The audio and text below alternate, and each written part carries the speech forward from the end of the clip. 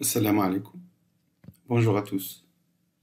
Dans une séance récente, j'ai calculé une primitive en utilisant un changement de variable à partir de règles nommées, appelées règles de Bioch. Ces intégrales, ce sont les intégrales de fractions rationnelles de sinus et de cosinus, c'est-à-dire des polynômes en sinus et cosinus sur polynômes en sinus et cosinus.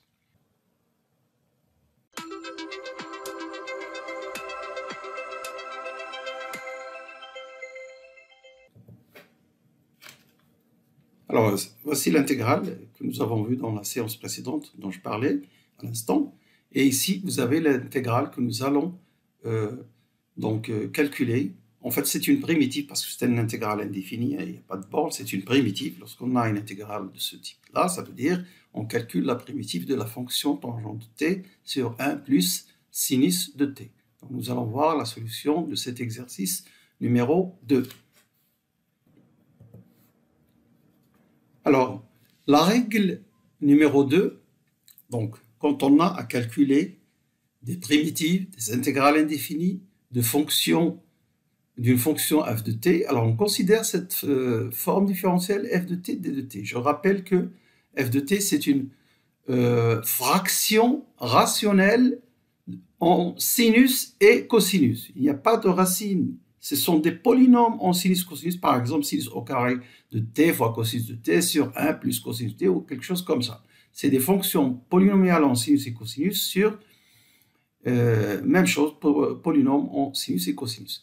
Donc, alors, si cette forme différentielle reste inchangée en remplaçant t par pi moins t, alors le changement proposé est x égale sinus de t. Dans la première règle, nous avons vu si on change t en moins t et que cette forme différentielle ne change pas, on propose x égale cosinus de t. Donc aujourd'hui, c'est voilà cette transformation t en pi moins t. Si elle nous donne cette forme différentielle reste inchangée, alors on peut poser x égale sinus de t.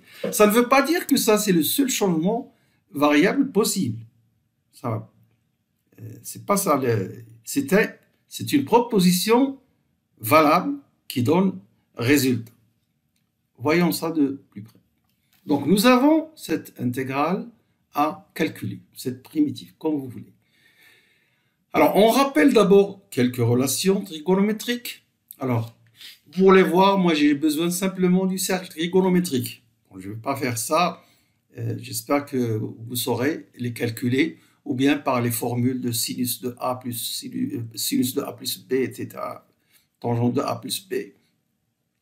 Donc sinus de pi moins t égale sinus de t. Voilà. Tangente de pi moins t, par contre, égale moins tangente de t. Et la différentielle de pi moins t, évidemment, vous avez le différentiel d'une fonction, d de pi égale 0, d de moins t, c'est moins d de t. Donc alors maintenant, quand je prends je transforme t en pi moins t, je trouve ceci. Si je remplace, alors vous avez ici la tangente qui me donne un moins, mais qui se détruit avec le moins que donne d de pi moins t. Finalement, donc, pour sinus pi moins t, inchangé. Donc cette transformation garde, si vous voulez, cette forme différentielle inchangée. Donc, d'après la règle numéro 2, on peut poser u égale sinus de t. J'ai dit on peut, on n'exige pas ce changement de variable. D'ailleurs, nous allons terminer cette série de séances sur les intégrales de fonctions rationnelles en donnant une règle universelle qui marche aussi. Peut-être qu'on va la vérifier sur cette intégrale même. La règle universelle, je ne vais pas dire trop là-dessus, mais il nous reste une troisième règle de Bioch et puis cette règle universelle pour faire des changements de variables dans le cas d'intégrales de fractions rationnelles en sinus et cosinus. Donc, je pose u égale sinus de t, ce qui donne d de u égale cosinus de t, d de t. Et alors, l'intégrale a de t, je l'ai appelée parce que c'est une fonction, c'est une primitive, je l'appelle a de t. Alors, je mets à la place de tangente de t son égal, c'est-à-dire sinus de t sur cosinus de t. Et là, attention, regardez, d de t, d'après cette formule, d de t, c'est du sur cosinus de t. Donc, je le remplace par ça. Et puis, regardez le cosinus ici qui se multiplie avec le cosinus. Qu'est-ce qu'il va donner? 1 moins cosinus au carré. Pardon, cosinus au carré égale 1 moins sinus au carré. C'est-à-dire 1 moins u2 que je mets ici. Donc, le cosinus avec le cosinus donne 1 moins u2. Le sinus de t, c'est u. Et 1 plus sinus de t, c'est 1 plus u. Voilà donc l'intégrale que nous trouvons. C'est une intégrale d'une fraction rationnelle. Cette fois-ci, rationnelle. C'est-à-dire polynôme sur polynôme. Et pour ce genre de primitive, on sait qu'est-ce qu'on fait. On fait une décomposition d'éléments simples de l'élément à intégrer, de cette fonction g de u, que je nommais g de u. Avant de faire cette décomposition d'éléments simples, je dois factoriser en éléments irréductibles. Alors, les éléments irréductibles dans les polynômes sont soit les polynômes de degré 1, ce qui est le cas ici. Hein. Regardez, 1 moins u, u2, c'est 1 moins u, 1 plus u. Donc, ici, on aura une puissance 2 pour 1 plus u et 1 moins u à puissance 1.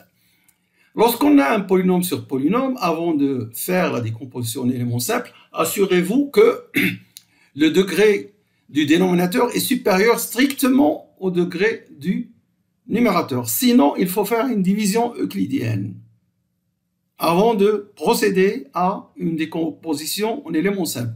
Par exemple, si j'ai ici u3 sur ceci, je dois faire une division euclidienne. Et ça va me donner, alors u3 sur u3, ça va me donner une constante plus une fraction rationnelle avec le numérateur de degré inférieur strictement à ce dénominateur-là.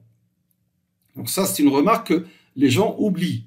Ils font sur une décomposition en éléments simples sans savoir qu'ils ont un numérateur qui a un degré supérieur au dénominateur. Bon, alors maintenant, je passe à la décomposition en éléments simples.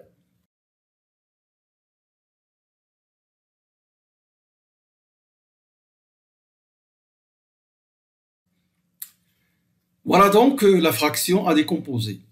Alors, comme on a ici un polynôme de degré 1, je peux mettre ici u-1 et là, moins au numérateur. Je n'ai pas fait, mais ici, je vais écrire l'élément simple premier, c'est a sur u-1.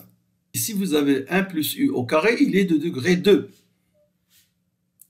1 plus u au carré. Donc, il va lui correspondre deux éléments simples, b sur u plus 1 et c sur u plus 1 au carré.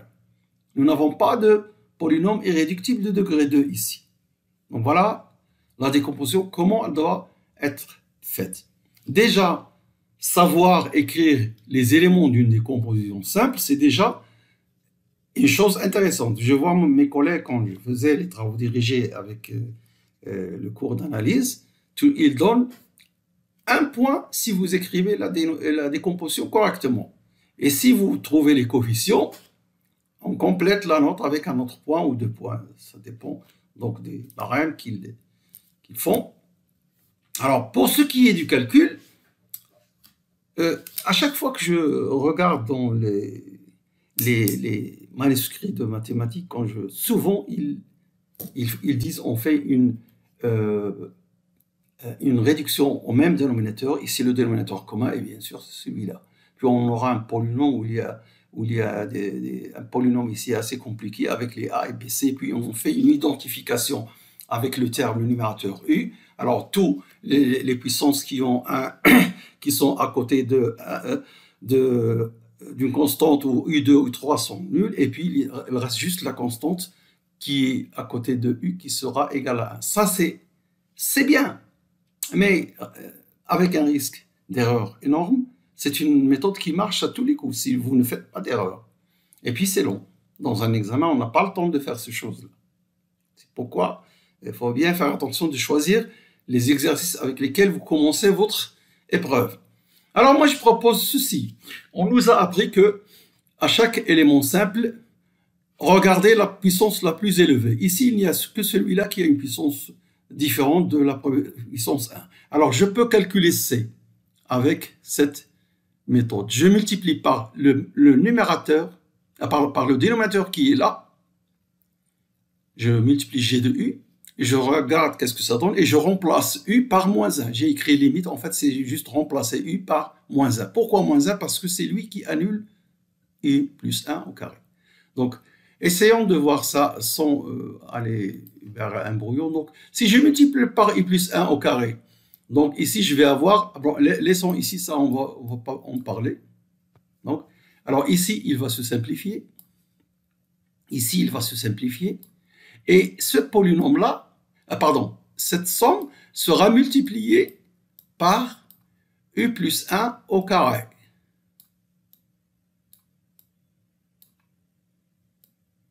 U plus 1 au carré. D'accord? Très bien. Donc, vous voyez, quand je multiplie par U plus 1 au carré, je vais ici avoir A U plus 1 au carré sur U moins 1, et ici, je vais avoir B U plus 1. C'est-à-dire que lorsque je remplace U par moins 1, je n'aurai aucun zéro dénominateur. C'est une fonction, cette fonction, elle est définie en moins 1, et elle va donner quoi? 0. Ceci, ça donne C, et là, qu'est-ce que j'ai? Remplacé U par moins 1, vous trouvez moins 1 sur 1 moins 1. C'est-à-dire moins 1 sur 2. Et donc, C égale moins 1,5. Voilà comment je fais pour calculer, C. J'ai commencé par C, parce que là, ici, on a deux éléments simples, et il faut toujours voir celui qui a le terme le plus haut en degrés. Vous ne pouvez pas calculer B par cette méthode. Impossible. Alors, regardons qu'est-ce qu'on va faire pour A, parce que lui, il est sur le facteur U-1 avec le plus haut degré, qui est 1 ici, là, 1 ici. Même chose, vous multipliez par U-1. Donc, vous aurez ici A, celui-ci multiplié par A-1 sera une fonction qui vaut 0 au point 1, parce qu'on va remplacer U par 1, parce que c'est lui 1 qui annule ça. Et ici, si je multiplie par U-1, je vais avoir ça, et remplaçant par 1, on trouve 1 sur 1 plus 1 au carré, c'est-à-dire 1 sur 2 au carré égale 1 quart. Égale à 1 quart. Ah non, attention, parce que quand je multiplie par U-1, là, ça c'est pas U-1, donc je barre U-1, mais je crée un moins ici. Ah, faites bien attention. Donc c'est moins 1 sur 2 au carré égale moins 1 quart, parce que là c'est 1 moins U, et là c'est U moins 1. Voilà, donc moins 1 quart. Et pour B, il faut toujours trouver des astuces pour ça. Alors, je remarque que quand je multiplie par U, et je fais tendre U vers l'infini, ici j'aurai la limite A, et ici j'aurai B. Et là, je vais avoir 0, parce que U sur U plus 1 au carré tend vers 0 lorsque U tend vers l'infini. Par contre, UG de U va me donner quoi? Va me donner U au carré sur un polynôme de degré 3, donc il tend vers 0. Si bien que j'aurai 0 égale A plus B. Et donc B égale A moins A égale 1 quart. Voilà, j'ai terminé ma décomposition en éléments simples. Si vous voulez voir d'autres exercices sur la décomposition en éléments simples, regardez le lien que je vais vous poster sur la description pour voir d'autres décompositions qui sont des vidéos que j'ai faites sur cette même chaîne. Voilà la décomposition. Donc, il ne reste plus qu'à calculer la primitive de G de U. Alors, après cette décomposition, voilà ce que j'ai. L'intégrale de ceci, c'est moins 1 quart log de... N'oubliez pas la valeur absolue. U moins 1. 1 quart log de U plus 1. Dans cet exercice, vous avez bien remarqué que je n'ai pas parlé où c'est défini ou c'est pas défini. Ce qui nous intéresse, c'est que là où c'est défini, les intervalles où c'est défini, voilà comment il faut procéder. Alors là, on ne parle pas d'ensemble de définitions parce que ça, c'est là où c'est défini. Alors si vous voulez savoir là où c'est défini, regardez cette fonction que vous avez au départ, vous saurez. Par exemple, tous les termes qui donnent sinus de t égale moins 1, il faut les exclure. Sinus de t égale moins 1, résulte sinus de t égale moins 1, vous aurez à exclure des points. Tangente de t, comme vous le savez, elle n'est pas définie pour pi sur 2 plus kpi, donc vous allez enlever ces points. Ça, c'est pas l'objectif de cet exercice, mais surtout vous montrer comment on fait les changements de variables. Donc voilà les primitives.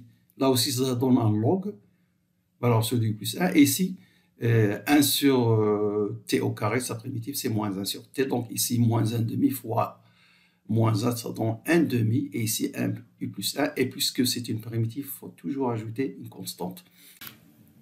Alors, pour revenir à notre variable initiale, il suffit de remplacer u par la valeur que nous lui avons donnée, c'est-à-dire sinus de t, et donc on va voir cette expression. Donc la primitive cherchée en t, c'est cette fonction.